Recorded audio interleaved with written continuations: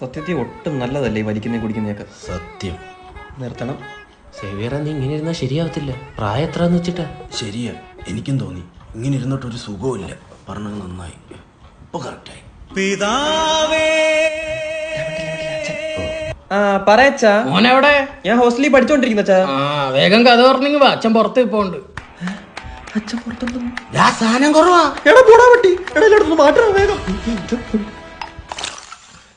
അച്ഛാ അമ്മ കുറച്ച് അവലൂസിന്റെ ഉടുപ്പൊക്കെ തന്നു വിട്ടിട്ടോ. വാണാ പോട്ടെ. അച്ഛനെ അകത്തോട്ട് വിളി. ഇല്ല അച്ഛാ, നമുക്ക് പുറത്തോട്ട് പോയിട്ട് അകത്തോട്ട് വരാം. പിതാവേ. ആ മോനെ, അച്ഛൻ കുറച്ച് അവലൂസ് ഉണ്ടായിട്ട് വന്നേ. സെറ്റ്.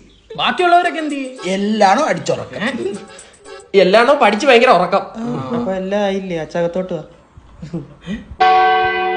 എന്തുവാടാ ഇത്? അത് കല്ല.